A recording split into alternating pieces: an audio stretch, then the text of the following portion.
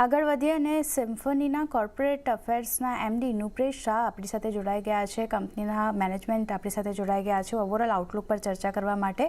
નુપ્રેશજી, સ્વાગત છે તમારું CNBC બજાર પર. Good afternoon. અને સૌથી પહેલાં એક ડિમાન્ડની વાત કરી લઈએ તો હાલ ડિમાન્ડ કેવી જોઈ રહ્યા છો અને પહેલાંના મહિનાઓમાં કઈ રીતે ડિમાન્ડને અત્યારે હવે તમે કમ્પેર કરશો? No, as of now, initial traction and interest is really good. And there are all signs of decent summer. And IMD and બીજા બધા prediction પ્રમાણે તો this is likely to be continuous long summer. અને અત્યારના ટ્રેડની જે demand છે અને જે રીતે ઓફટેક થઈ રહેલો છે across the channel, across the geography, so we are well poised. Sir, બીજું એક આપનું ઓસ્ટ્રેલિયન બિઝનેસ પાસેથી થોડી અપડેટ જાણવી છે કે ત્યાં આગળ ફરી પાછી એક વખત માંગ આપણે ક્યારે આવતા જોઈ શકીએ છીએ? કઈ રીતે અહીંયાથી આપ આઉટલુક રાખીને ચાલી રહ્યા છો ઓસ્ટ્રેલિયન બિઝનેસ પરથી? અત્યારના ઓસ્ટ્રેલિયામાં due to local condition demand subdued છે, પણ અમે જે વેરાયટી ઓફ ઇનિશિયેટિવ્સ લીધા છે including cost rationalisation, change of business model, એટલે જે રીતે ડિસેમ્બર 23 ક્વાર્ટરમાં ડિસેમ્બર 22 ક્વાર્ટરની કમ્પેરિઝનમાં ખાસું ઇમ્પ્રુવમેન્ટ જોવા મળ્યું. ઇવન ધો સેલ્સ વોઝ લોઅર, લોસીસ ખાસા ઘટાડી શક્યા. That trend will continue. અને અમે જે બીજા ઇનિશિયેટિવ્સ અને મેઝર્સ લીધા છે એની કમ્પ્લીટ ઇફેક્ટ નેક્સ્ટ યરમાં જુલાઈથી આવવાની ચાલુ છે. અને since with that we are reasonably hopeful and optimistic. ગ્રોથની વાત કરીએ તો ફૂલ યર નંબર તમે FY25 માટે કઈ રીતે જોઈ રહ્યા છો અને અહીંયા કઈ રીતે તમે સિઝન જે છે તે એક્સપેક્ટ કરી રહ્યા છો?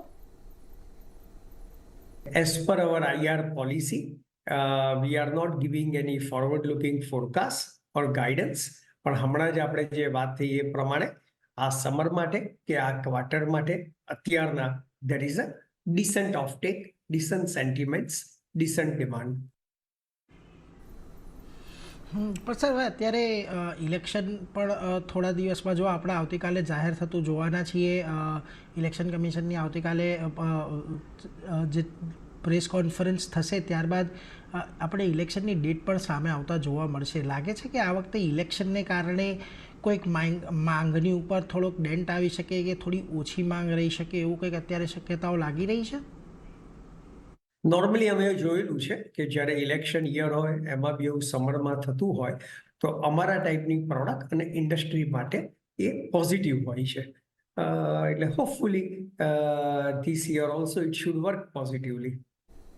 ઓકે, આ સાથે જ નુપેશજી, આભાર અમારી સાથે જોડાવા માટે અને આ બધી ડિટેલ શેર કરવા માટે સર.